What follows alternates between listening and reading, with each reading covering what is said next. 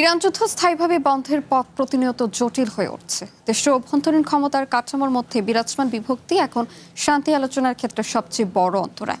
এক প্রতিবেদনে এমন দাবি করেছে আমেরিকার গণমাধ্যম সিএনবিসি।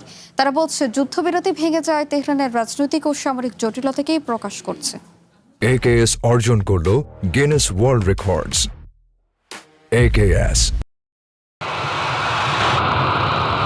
গত ২৮ ফেব্রুয়ারি ইরানে আমেরিকা ও ইসরায়েলের যৌথ হামলার মধ্য দিয়ে শুরু হওয়া সংঘাত নিরসনে একাধিকবার উদ্যোগ নেওয়া হয়। ১৭ জুনের সমঝোতা স্মারক স্বাক্ষরের মধ্য দিয়ে ৬০ দিনের আলোচনার সুযোগ তৈরি হয়েছিল, কিন্তু হরমুজ প্রণালীতে জাহাজে হামলার বৃদ্ধি পাওয়ায় সেই চেষ্টা ভেস্তে যায়। পরবর্তীতে পাল্টাপাল্টি সামরিক পদক্ষেপ আরও তীব্রতা লাভ করে।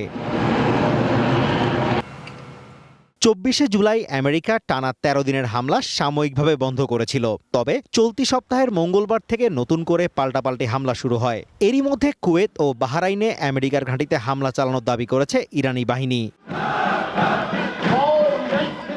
ইরানের রাজনৈতিক কাঠামোর ভেতরে একাধিক স্বাধীন শক্তি কাজ করে। সর্বোচ্চ নেতা Islamic Revolutionary Guard Corps IRGC, বেসামরিক সরকার ও অন্যান্য আঞ্চলিক সশস্ত্র গোষ্ঠী এই ক্ষমতার অংশীদার। এদের সবার মত ভিন্ন হওয়ায় কোনো চুক্তি সহজে কার্যকর করা সম্ভব হচ্ছে না বলে দাবি সিএনবিসির।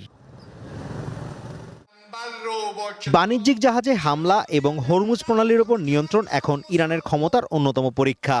প্রেসিডেন্ট মাসুদ পেজেশকিয়ানের নেতৃত্বাধীন বেসামরিক সরকার মূলত জব্দকৃত অর্থ উদ্ধার করতে চায়। তারা দীর্ঘদিনের নিষেধাজ্ঞায় পিষ্ট দেশের ৯০ কোটির বেশি মানুষকে অর্থনৈতিক মুক্তি দিতে আগ্রহী।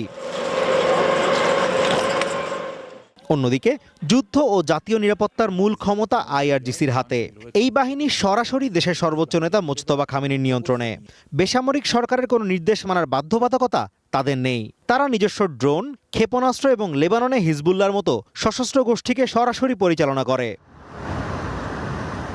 আমেরিকা ও সৌদি আরব ইরাকে ইরান সমর্থিত গোষ্ঠীগুলোর ওপর নতুন হামলা চালিয়েছে। এর জবাবে ইরান জর্ডানে অবস্থিত আমেরিকার বাহিনীর ওপর ক্ষেপণাস্ত্র হামলা করেছে। ইরানের পররাষ্ট্র মন্ত্রণালয় স্পষ্ট জানিয়েছে, আমেরিকার সাথে সরাসরি কোনো বৈঠক এখন হচ্ছে না। ইরানের চাওয়া যে কোনো স্থায়ী যুদ্ধবিরতির আগে নিজেদের সামরিক অবস্থানকে রাজনৈতিক সুবিধায় রূপান্তর করা। Azimur Rashid Kanak, one international desk.